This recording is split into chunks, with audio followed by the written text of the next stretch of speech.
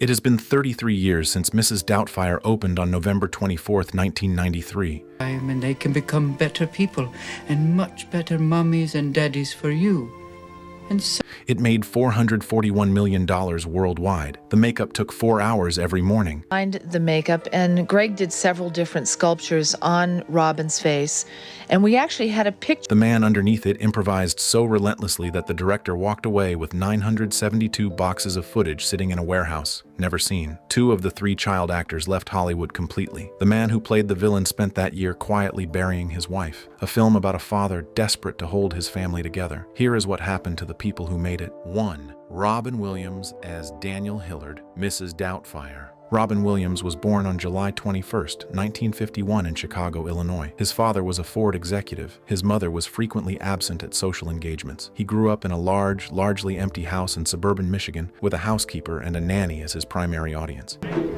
Robin has always been one of my screen idols. I mean, there are about 5 or 6 actors I really... He learned early that being funny was the fastest way to make people stay in the room. By the time he was a teenager, performing and surviving had become the same impulse. He was 41 years old when he became both Daniel Hillard and Mrs. Doubtfire, the divorced father, and the Scottish housekeeper he invented to stay near his children. The makeup took 4 hours each morning. Between takes, he walked through San Francisco in full costume into shops, restaurants, testing how far the character could breathe in the real world. The makeup pieces were put onto Robin. He went through makeup.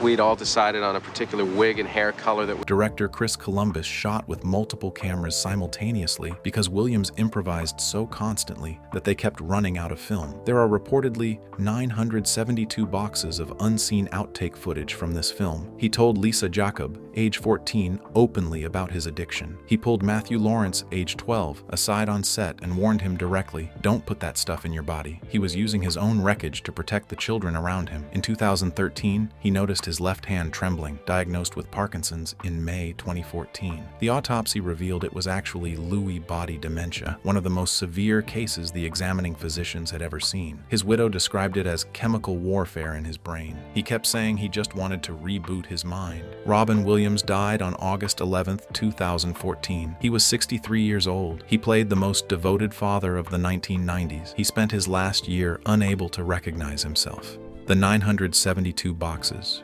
remain. 2. Sally Field as Miranda Hillard. Sally Field was born on November 6, 1946 in Pasadena, California.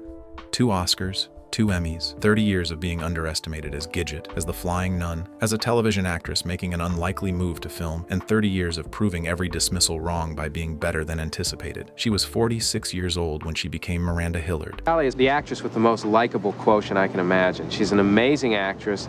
The film positions Miranda as the obstacle, the woman who ended the marriage, who set the boundaries, who brought the new boyfriend home. The audience consistently sides against her. Field played Miranda as quietly, completely right. Apart, we're different. We have nothing in common. Oh, sure we do. I want a divorce. Not as a villain, not as a victim, as the only adult in the room who understood what was actually happening. She played that correctness without asking the audience to reward her for it. And they didn't.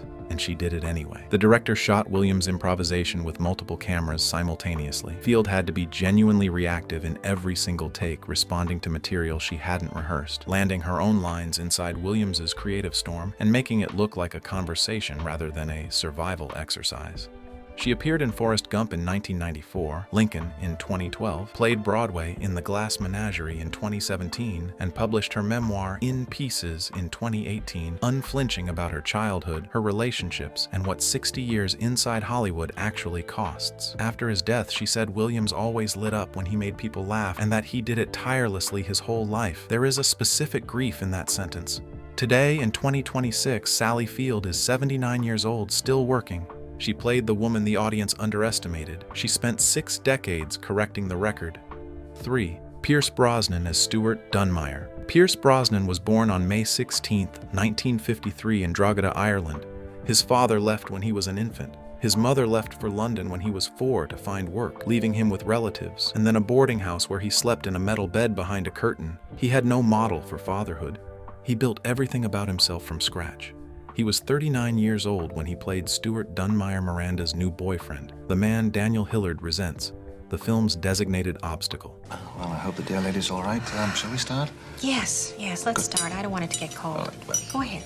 Stewart drives the sports car, wears the blazer, has everything Daniel doesn't. Brosnan played him with enough warmth that Stewart never fully became the villain the script intended. That refusal to make the man a cartoon gave the film its moral honesty. What the audience never knew, his wife, Cassandra Harris, had died of ovarian cancer on December 28, 1991, 2 years before filming. She was 43. She had fought for 4 years through 8 surgeries and 18 months of chemotherapy. Her own mother had died of the same disease. Brosnan had adopted her 2 children from a previous marriage. He was a widower raising 3 children alone when he walked onto that set. Then in 2013, the same disease came back. His adopted daughter Charlotte died at 41, ovarian cancer. 3 generations, same family, same ending. He described himself as being in a helpless state of confusion and anger. In 1995, 4 years after Cassandra died, he became James Bond in GoldenEye, the role she had always believed was his. She never saw it. Today in 2026, Pierce Brosnan is 72 years old. He played the villain. He was grieving the whole time. 4.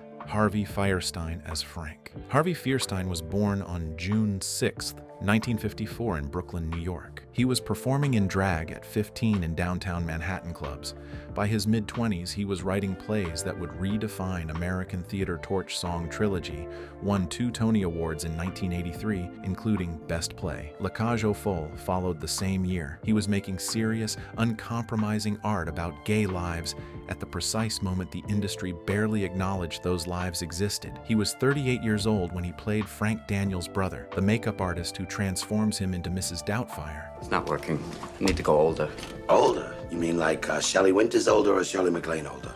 What's the difference? The man who supports an absurd plan because family requires it. What made Frank revolutionary in 1993 wasn't that he was gay. It was that his being gay was entirely unremarkable within the film. Frank doesn't wrestle with his identity. He wrestles with his brother's chaotic life and helps anyway. In a mainstream Hollywood comedy that year, a gay character presented as simply functional and loving without footnote, without arc, without explanation, was genuinely radical. Fierstein brought something no other actor could. He understood from his own life what it costs to inhabit a persona the world doesn't fully validate. Every scene where Frank tends to Daniel with care carries that knowledge underneath it. He has continued writing and performing without pause ever since, winning Tonys and Emmys across 5 decades. Today in 2026, Harvey Fierstein is 71 years old. He was the first person in his Brooklyn neighborhood to be exactly who he was. He never once stopped. 5. Lisa Jacob as Lydia Hillard. Lisa Jacob was born on December 27, 1978 in Toronto, Ontario. She was discovered at a farmer's market at age 4 when a talent scout approached her parents about a commercial. By 14, she had a professional resume most adult actors never accumulate. She was 14 years old when she became Lydia Hillard, the eldest child, the teenager who processes the divorce with adult comprehension and zero power to change anything. Lydia holds the film's emotional intelligence. Jakub played her with the specific restraint of someone who has decided that composure is the only available control. Bryce! Just relax, please. She's gonna get it in the balls. Yeah.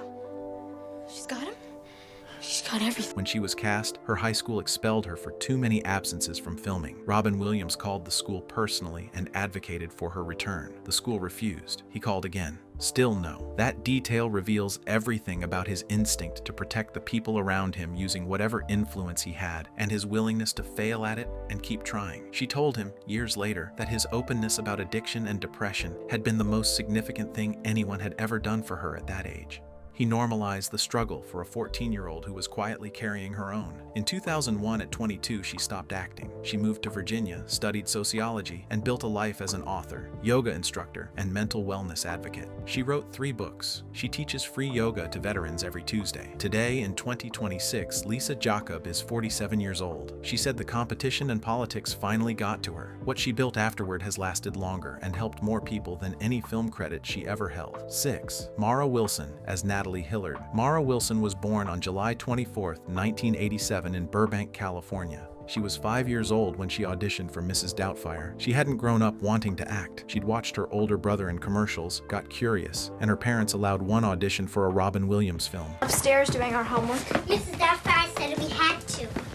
Oh, she did. She got the role. She didn't have to reach for the character of Natalie because she was actually 5 years old and the innocence was simply there. She was 6 when the film was released. She went on to Miracle on 34th Street and Matilda. At the 67th Academy Awards, she sang on the Oscar stage with Tim Curry. She was 7. Then in 1995, her mother was diagnosed with breast cancer. Susie Wilson died on April 26, 1996. Mara was 8. Robin Williams called during the illness. He was gentle in the way that people carrying their own grief sometimes know instinctively how to be. As she got older, the edges of the industry started showing. Adults telling inappropriate jokes on set. Adults ask her directly about overtime rather than asking her parents. The slow erosion that comes from having been a public face since you could speak. She turned down Donnie Darko at 13 and decided she was done. She went to university, published a memoir, came out as bisexual, and built a career writing plays and essays. Today, in 2026, Mara Wilson is 38 years old. She said she doesn't think you can be a child star without lasting damage. She also said hers didn't come from the sets. She always felt safe there. It came from everything around them. 7. Matthew Lawrence as Chris Hillard. Matthew Lawrence was born on February 11, 1980 in Abington, Pennsylvania. His brother Joey was already a television name. His brother Andrew would follow. The Lawrences were a performing family the way some families are farming families. It was simply what they did. Matthew had been acting since he was old enough to memorize lines. He was 12 years old when he became Chris Hillard, the middle child, the boy who just wants everything to be fine again, the one who doesn't fully understand why it can't be. Chris carries the film's emotional innocence. Lawrence played it without sentimentality, which at 12 is considerably harder than it appears. On set, Robin Williams pulled him aside privately. He told the 12-year-old in plain language not to put substances in his body. He said he was telling him because he knew personally what the other choice looked like, and he wanted Lawrence to know the cost before anyone offered him the option. Lawrence later said Williams really opened up with him that the conversation was direct and serious, and nothing like the performer the world saw on screen. That a man carrying 30 years of addiction would take time on a film set to look a 12-year-old in the eye and warn him honestly. That is the detail that tells you who Robin Williams was when the camera stopped rolling. After Mrs. Doubtfire, Lawrence built a television career across Boy Meets World and Melissa and Joey. He reunited with Jacob, Wilson, and Brosnan in 2018 and again in 2024. Today in 2026, Matthew Lawrence is 46 years old. He was the boy Williams told the truth to. He listened. That matters more than any role he ever played. 8. Chris Columbus as director. Chris Columbus was born on September 10, 1958 in Spangler, Pennsylvania. He grew up watching films with total absorption. He attended NYU Film School, wrote the screenplays for Gremlins and The Goonies before turning 30, and directed Home Alone in 1990, the highest-grossing film of that year. By the time Mrs. Doubtfire arrived, he was one of Hollywood's most commercially reliable directors. He was 34 years old when he directed Mrs. Doubtfire. His critical decision was structural. Rather than fight Williams's improvisation, he built a system to contain it. Multiple cameras running simultaneously, documentary style, covering every angle of whatever Williams generated in real time. The result was that no moment of spontaneous creation could escape the lens. The restaurant sequence where Williams manages 2 simultaneous identities at adjacent tables exists only because Columbus had cameras on the reactions of everyone in the room, reactions that were never planned. After Mrs. Doubtfire, he directed the first 2 Harry Potter films, defining the visual language of that franchise before handing it forward.